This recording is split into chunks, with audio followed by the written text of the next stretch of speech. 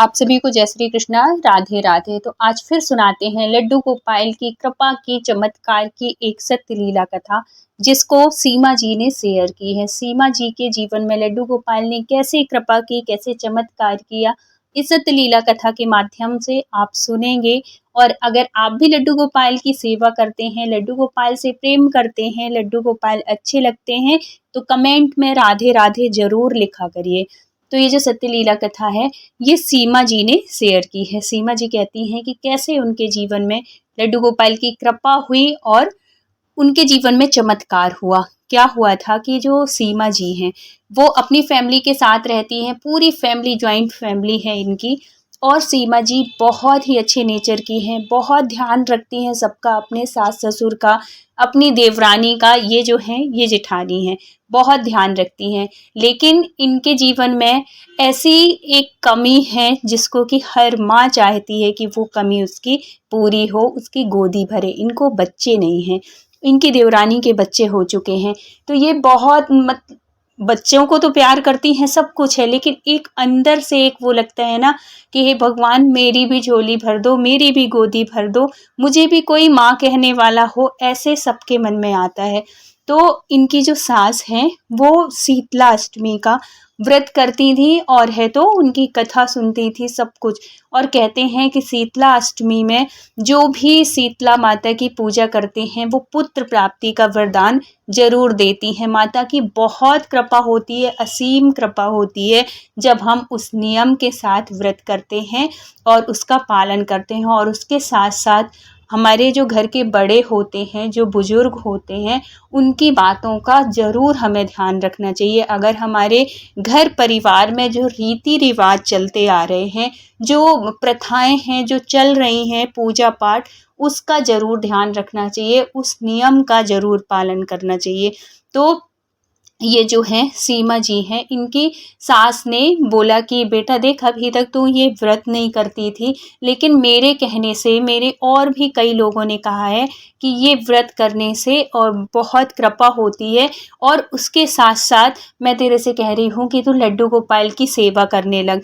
शायद भगवान की कृपा हो, शीतला मैया की कृपा हो और लड्डू गोपाल की कृपा हो, तेरी गोदी भर जाए, ऐसे वो कहती हैं। और वो जो सीमा जी थी, वो मान लेती हैं, क्योंकि इतने दिन हो गए थे, मतलब इनकी शादी की ये 5वीं साल चल रही थी और इनको बच्चा नहीं था। और देवरानी की 2 साल का एक बच्चा हो चुका था, 1 साल बाद इसके देवर की शादी हुई थी, तो 2 साल का उसको बच्चा है। और जब घर में हमसे कोई छोटा होता है, उसकी शादी बाद में हो और बच्चे हो जाते हैं ना, तब हर माँ को ज़्यादा लगने लगता है, किसी की भी बात हो। तो इनको भी बहुत लगने लगता था, ये प्यार बहुत करती थी उस बच्चे से, बिल्कुल अपने पुत्र के रूप में, बेटे के रूप में करती थी। लेकिन कुछ भी है, अपना बेटा अपना ही होता है ना, कब कितना भी प्यार कर लो, कुछ भी हो, लेकिन वो चीज़ रहती ही है।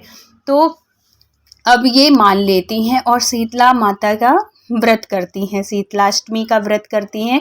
वहाँ पे उनको शीतला माता का आशीर्वाद मिलता है। और फिर इनकी जो सासू माँ है, इनको सीमा जी को एक लड्डू गोपाल देती हैं। तो सीमा जी कहती हैं कि ये लड्डू गोपाल मैं सेवा करने लगी, कुछ दिन हुए हैं सेवा करते हुए, और मुझे स्वप्न में इतने दर्शन होने लगे, इतनी लीलाएं होने लगी। और कहती हैं कि एक दिन तो मुझे एक छोटा सा बच्चा पालने में झूलता हुआ दिखा, इतना प्यारा, इतना सुंदर, इतना मतलब खिलखिला खिलखिला के इतना हंस रहा है। इतना खुश हो गई, इतनी खुश हो गई सीमा जी। और अपनी जब सुबह होती है तो सबसे पहले जाती हैं, अपनी सास के पैर छूती हैं और सारी बात बताती हैं स्वप्न की सास भी बहुत खुश हो जाती हैं। कहती हैं कि ये कन्हैया की कृपा है, कुछ इशारा कर रहे हैं, अब जो होगा सब अच्छा होगा।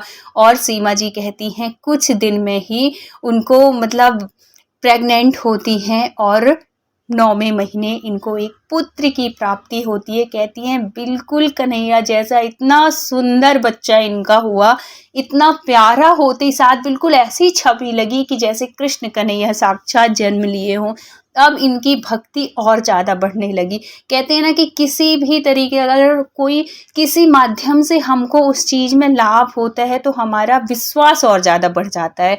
तो इनको ये हुआ कि इनकी वजह से कन्हैया की सेवा से माता जी मतलब इनकी जो सास थी उन्होंने कहा था कि सेवा करो, इससे तुम्हारी गोदी भरेगी, और है तो इनकी सेवा शुरू की है और इनकी गोदी भर गई। इतनी अनुभूतियाँ होने लगी, इतनी कृपा होने लगी, और भगवान की कृपा से, लड्डू गोपाल की कृपा से या शीतला मैया की कृपा से सबकी कृपा शामिल होती है। और फिर इसके साथ साथ जब हमें बड़ों का आशीर्वाद मिलता है ना, हमारे घर के बड़ों का, बुजुर्गों का आशीर्वाद भी बहुत ज़रूरी होता है। कहते हैं ना, पितृदोष क्या होता है? पितृदोष यही होता है जब हमारे घर के बुजुर्ग जो हैं वो दुखी होते हैं या कि दुखी आत्मा से ख़त्म हो जाते हैं, और घर के बच्चों के ऊपर उनका जो अगर दुखी हो के अगर वो गए, परलोक गए, मतलब मृत्यु हुई, तो उसका आपके परिवार में पितृदोष जरूर लगेगा। इसीलिए कहते हैं कि देखो, मरने के बाद सब ये सब कुछ सिर्फ दिखावा रह जाते हैं। आप अपने घर के बड़ों को, बुजुर्गों को, सास हो, ससुर हो, बड़े हों, घर के कोई भी हो, तो उनको जीते जी आप जितना प्रसन्न रखेंगे ना, मरने के बाद आप कुछ भी कर लो उतना फर्क नहीं पड़ता जितना कि आप जीते जी आप उनको खुश रखो। इसलिए अपने से बड़ों का बहुत सम्मान करो, क्योंकि वो कुछ दिन के ही रहते हैं, और जब बुजुर्ग हो जाते हैं ना तो उनको और कुछ नहीं चाहिए। उनको आपके बोले हुए शब्द इतने प्यारे लगते हैं, इतने सुखी हो जाते, इतने खुश हो जाते हैं, और आपके बोले गए शब्दों से ही वो दुखी होते हैं। इसलिए अपनी जुबान को बहुत संभाल के यूज़ करिए, बहुत नम्रता के साथ अपने बड़ों से बात करिए, क्योंकि इस बात का हमेशा ध्यान रखिए कि एक समय के बाद हमें भी इसी अवस्था में आना है। हमारे भी बच्चे हैं, कल को अगर वो भी हमारे साथ ऐसा करेंगे तो हमें कैसा लगेगा ना। या कि ये सोच के कि हमारे भी माँ बाप है, अगर आप बहू हैं तो ये सोच के करो कि हमारे भी माँ बाप हैं, अगर हमारी भाभी इस तरीके की करेगी तो उनको कैसा लगेगा ना, ऐसा हमें लगेगा। वैसे ही अगर आपके मन में ऐसे भाव आएंगे ना, तो आप कभी अपने बड़ों से, अपने बुजुर्गों से मिसबिहेव नहीं करोगे। तो इस बात का विशेष ध्यान रखिए कि आपके घर के बड़े जितना खुश रहेंगे, जितना सुखी रहेंगे, वो आपको उतना ही आशीर्वाद देंगे, और आपका जीवन भी सुखी रहेगा, खुश रहेगा। उसके साथ साथ जब आपके बड़े खुश होते हैं, आपके पितृ खुश होते हैं, तो भगवान का भी आशीर्वाद मिलता है। नहीं तो अगर आपके पितृ खुश नहीं हैं, आपके बड़े खुश नहीं हैं, आप भगवान की कितनी भी सेवा कर लो, कितनी भी पूजा कर लो, आपको फल बिल्कुल नहीं मिलेगा। इसलिए कहा जाता है, अपने विचार शुद्ध रखिए और अपने कर्म बहुत अच्छे रखिए। अगर आपके कर्म सही है, आप अच्छा कार्य करते हैं, तो आप कभी किसी भी उसमें हार नहीं सकते। हमेशा आपको भगवान का साथ मिलेगा, और ऐसे लोगों के साथ ईश्वर हमेशा साथ। जरूरी नहीं कि हम 4 घंटे पूजा करें तभी हमें भगवान की प्राप्ति होगी, या कि भगवान तभी अनुभूति कराएंगे। आप 1 मिनट भी पूजा नहीं करो, सिर्फ आप अपने दिल से अच्छे विचार रखो, कभी किसी के बारे में गलत मत सोचो, और अपने से बड़ों का सम्मान करो, इसमें भी भगवान खुश होते हैं।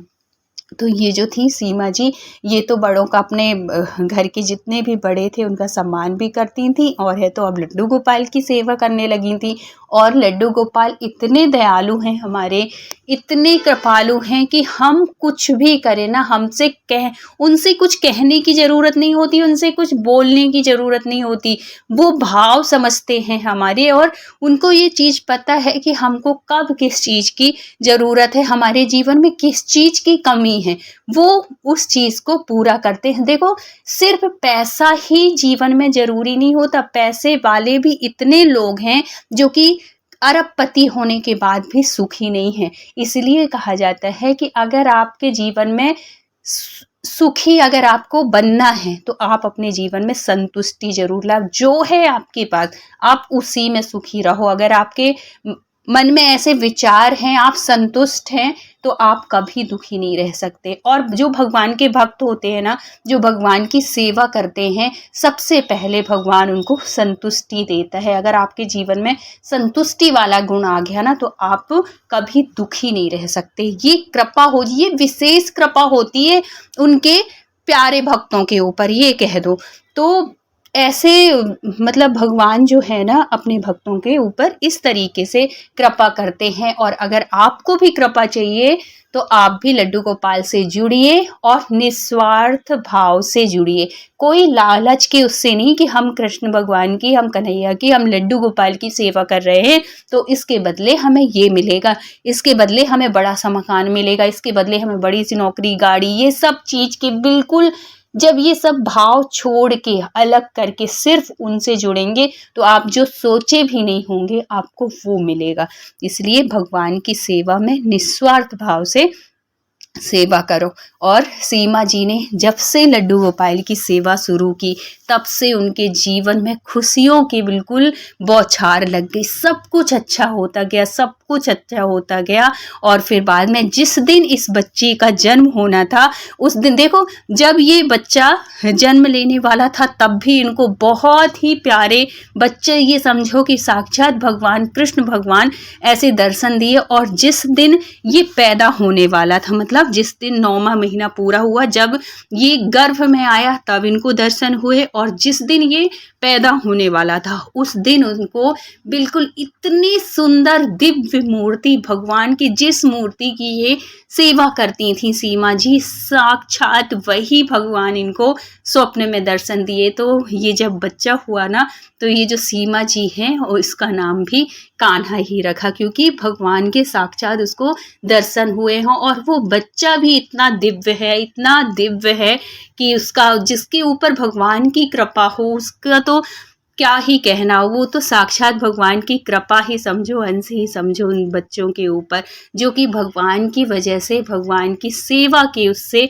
आते हैं। तो इसमें भी भगवान की बहुत बड़ी कृपा होती है। और भगवान की सेवा कभी निष्फल नहीं होती है। भगवान की सेवा से हम जो चाहें वो हमें मिल सकता है। कब? जब हम निस्वार्थ भाव से सेवा करते हैं, भगवान के साथ कोई रिश्ता बनाते हैं और कभी किसी के प्रति द्वेष नहीं करते, तो भगवान हमें बहुत आगे बढ़ाते हैं और बहुत कृपा करते हैं। इस प्रकार सीमा जी को पुत्र की प्राप्ति हुई, भगवान की कृपा हुई और अब तो उनका जीवन बहुत ही खुशियों से भरा हुआ है। इतनी प्यारी है ना सीमा जी कि उनको सिर्फ सास ससुर ही नहीं, सब ही प्यार करते हैं, क्योंकि वो भी अपने घर वालों से निस्वार्थ प्रेम करती हैं, किसी लालच के उसमें नहीं, किसी उसकी वजह से नहीं, और अपने कन्हैया जी से। और जिसके ऊपर कन्हैया की कृपा हो तो वो तो खैर पूछो ही मत कि उसका जीवन कितना निहाल हो जाता है। तो हे भगवान, हे कन्हैया, हे लड्डू गोपाल, ऐसी कृपा अपने हर भक्तों के ऊपर बनाए रखना। तो अगर वीडियो अच्छा लगा हो तो please like, share and subscribe करिएगा। मिलते हैं फिर किसी सत्यलीला कथा के साथ। जब तक अपना ख्याल रखिए, अपनों का ख्याल रखिए। Thank you so much full watch करने के लिए। राधे राधे।